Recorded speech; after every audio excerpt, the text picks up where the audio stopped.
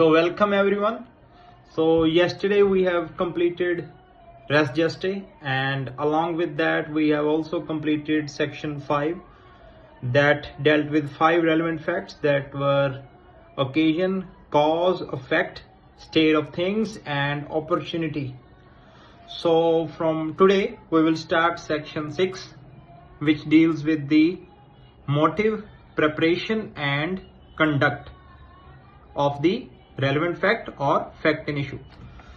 So section 6, it basically provides 3 types of relevancy of facts, and those 3 types of facts are the facts which dealt with the motive or preparation, the second one, and the third species is that the conduct.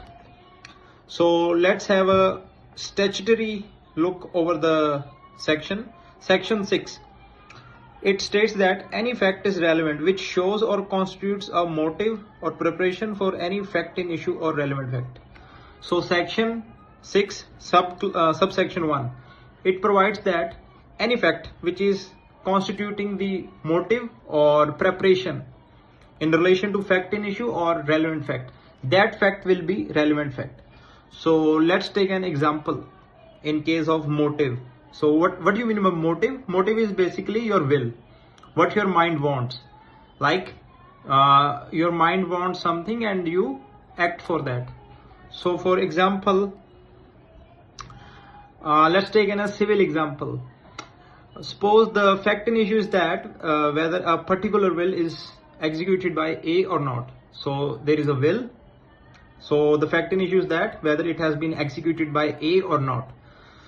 And the given fact is that before the execution of the will, ਜਦੋਂ will ਨੂੰ ਬਣਾਉਣ ਤੋਂ ਪਹਿਲਾਂ A ਕਿਸੇ advocate ਦੇ ਕੋਲ ਗਿਆ to get an advice, ਕਿਸੇ ਐਡਵੋਕੇਟ ਦੇ ਕੋਲੇ ਉਹ ਸਲਾਹ ਲੈਣ ਗਿਆ ਕਿ ਮੈਂ ਆਪਣੀ will ਨੂੰ ਕਿੱਦਾਂ ਬਣਾ ਸਕਦਾ ਤੇ ਉਹਨੂੰ ਕਿੱਦਾਂ ਰਜਿਸਟਰ ਕਰਾ ਕੇ ਐਗਜ਼ੀਕਿਊਟ ਕਰ ਸਕਦਾ. ਸੋ ਇੱਥੇ fact in issue ਕੀ ਆ? whether the will is being executed by A or not, and the fact in question is that whether A he went to a advocate to get an advice. ਇਹ ਇੱਥੇ relevant ਹੋਊਗਾ ਜਾਂ ਨਹੀਂ? So ਇੱਥੇ ਇਹ it will be a relevant fact because it shows the motive of A to make an will. ਉਹ will ਬਣਾਉਣ ਦੀ ਉਹਦੀ ਇੱਛਾ ਵਾ. That's why he is he's giving a visit to the advocate to get an advice. So basically it is a motive of the A. So ਇੱਥੇ the A ਦਾ ਜਿਹੜਾ A fact ਆ, A went to advocate to get an advice in relation to will for the purpose of executing a will. So it will be a relevant fact. So and the second part is preparation. Preparation in relation to relevant fact or in relation to fact in issue, that will also be a relevant fact. So let's take an illustration for that. Actually there are a lot of illustrations even below the section. We will discuss one by one, no problem, but let's take an illustration for preparation. Suppose A is being prosecuted for murder by poisoning B. So A is being prosecuted for murder of B by poisoning.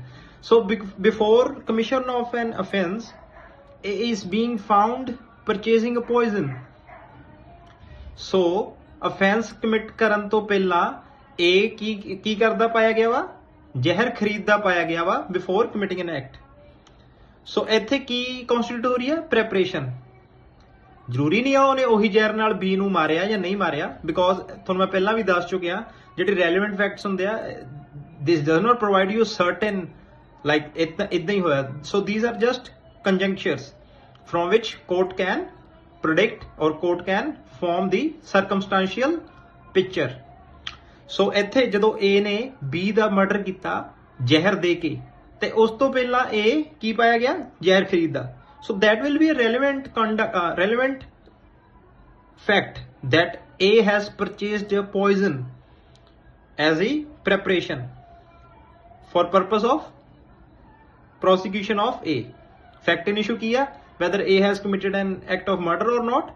ਤੇ ਇੱਥੇ ਜਿਹੜਾ ਆਪਣਾ fact in question ਸੀਗਾ whether he has purchased a purchased a poison will be a relevant fact or not. yes, it will be a relevant fact under section 6 subsection 1 as a preparation. So now the most important part of this section is conduct.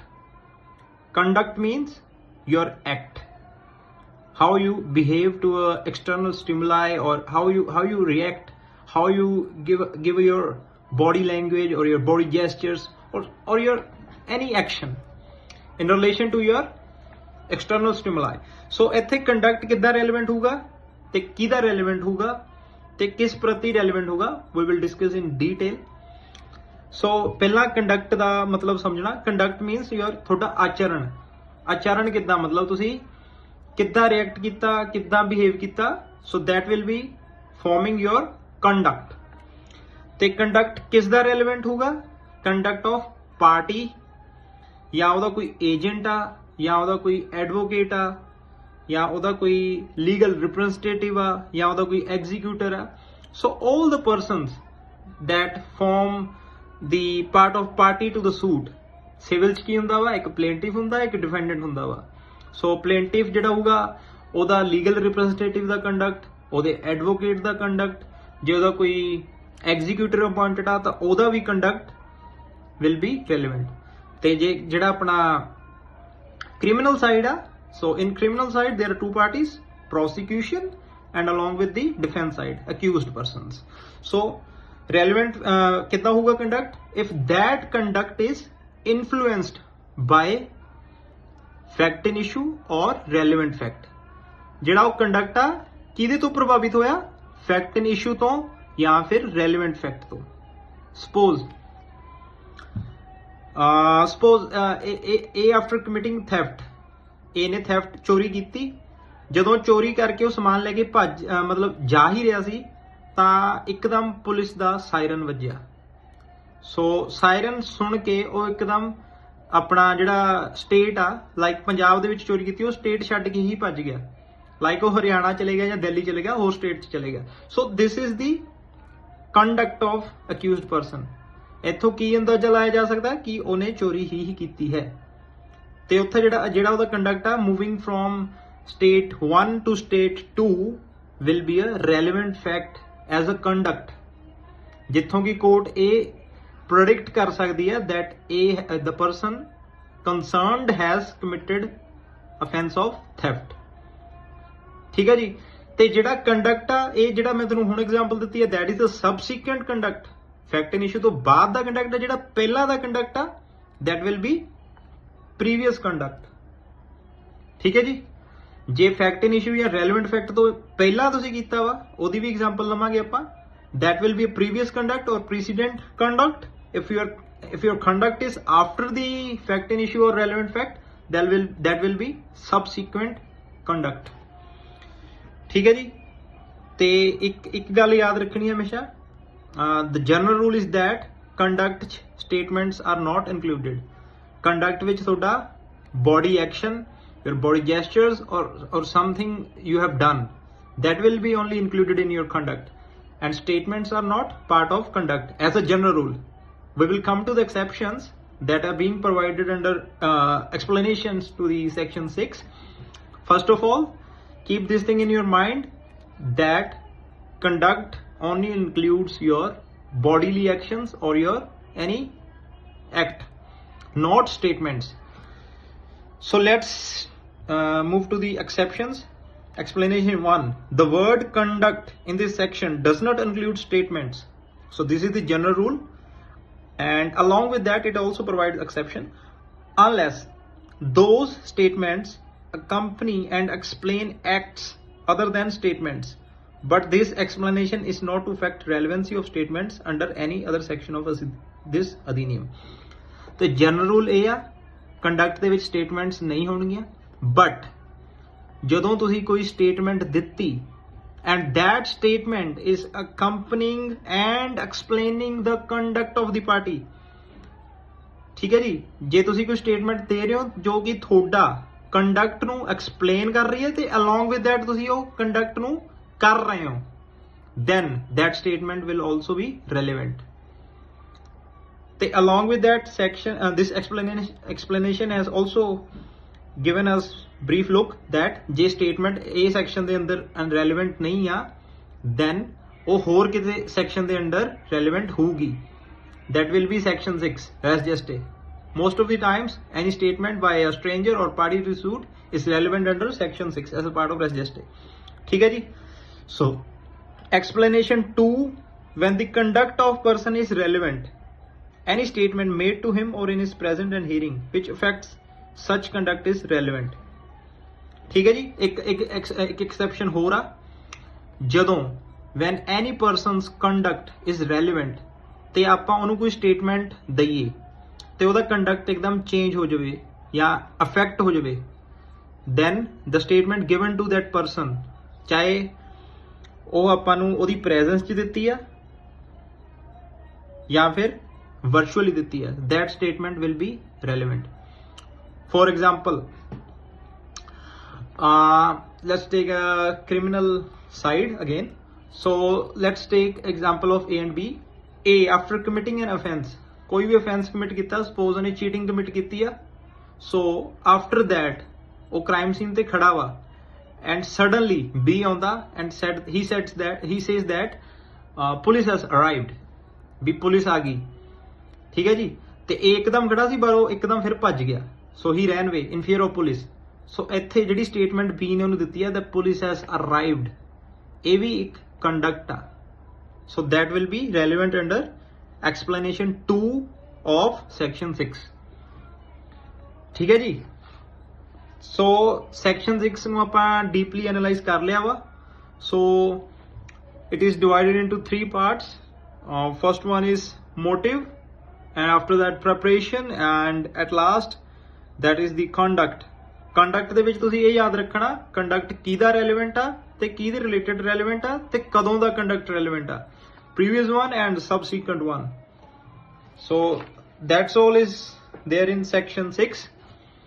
So let's cover section 7. Section 7 deals with 5 things.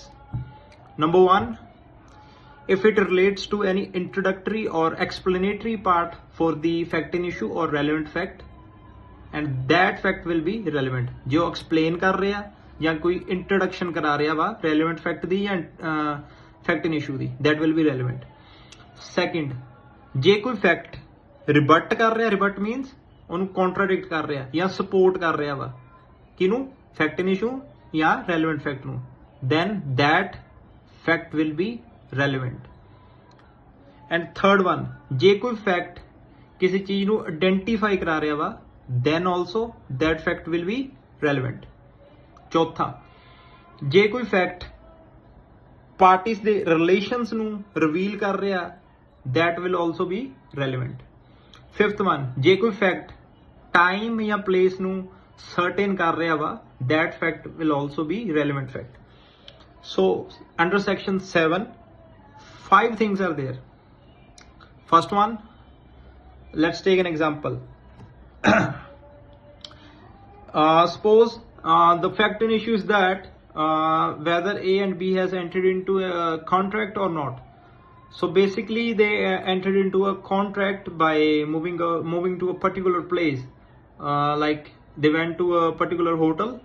So let's take an example, they went to Park Plaza Hotel to sign a contract. So ਇੱਥੇ introduction ਕੀ ਹੋਊਗੀ, both A and B went to a hotel. ਕੀ ਕਰ ਰਿਹਾ, introduce ਕਰ ਰਿਹਾ ਵਾ. Fact ਇਨ issue ਇੱਥੇ ਆ ਕਿ A ਤੇ B ਦਾ ਕੰਟਰੈਕਟ ਹੋਇਆ ਜਾਂ ਨਹੀਂ ਹੋਇਆ, ਫੈਕਟ ਇਨ ਇਸ਼ੂ ਇਹ ਆ. ਸੋ A ਤੇ B ਦਾ ਦੋਨਾਂ ਦਾ ਹੋਟਲ ਦੇ ਵਿੱਚ ਜਾਣਾ, that is introducing what, introducing fact in issue. So it will be relevant fact. ਠੀਕ ਹੈ ਜੀ.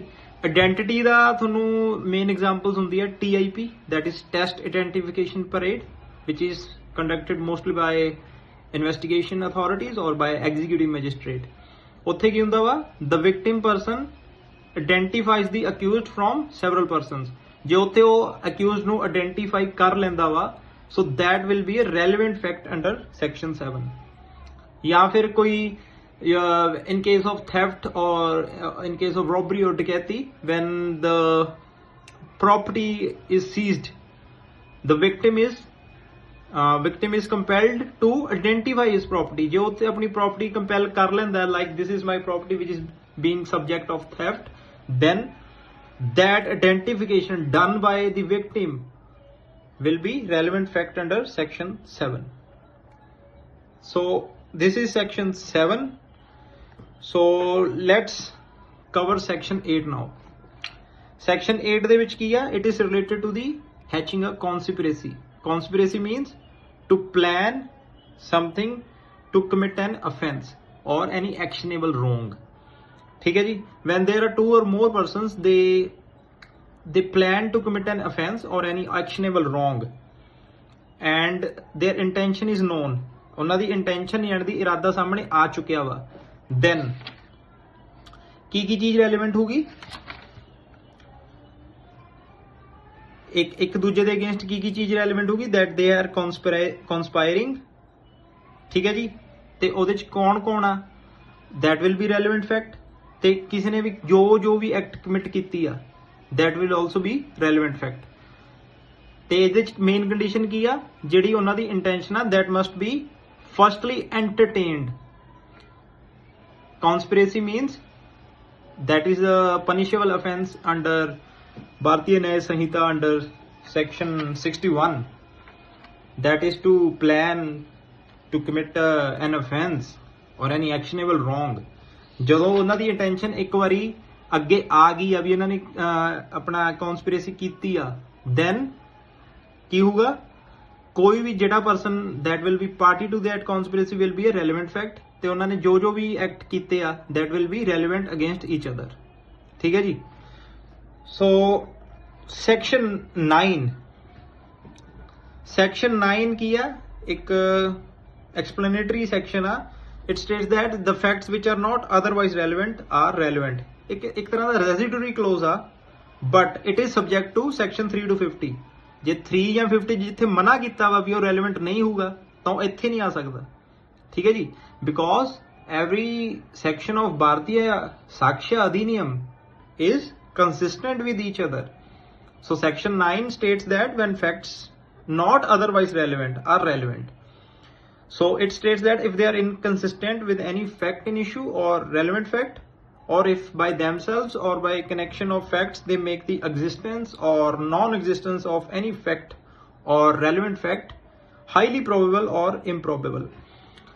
कोई भी फैक्ट आ जे वो किसी फैक्ट इन इशू दी या रेलिवेंट फैक्ट दी मौजूदगी या गैर मौजूदगी ਨੂੰ ਹਾਈਲੀ ਪ੍ਰੋਬੇਬਲ ਕਰ ਦੇਵੇ ਜਾਂ ਹਾਈਲੀ ਇੰਪ੍ਰੋਬੇਬਲ ਕਰ ਦੇਵੇ, ਵੀ ਸੰਭਾਵਨਾ ਵੱਧ ਤੋਂ ਵੱਧ ਹੋਵੇ ਵੀ ਇਹ ਨਹੀਂ ਹੈਗਾ, ਜਾਂ ਸੰਭਾਵਨਾ ਵੱਧ ਤੋਂ ਵੱਧ ਇਹ ਹੋਵੇ ਕਿ ਇਹ ਚੀਜ਼ ਮੌਜੂਦ ਹੈ ਹੀ ਨਹੀਂ.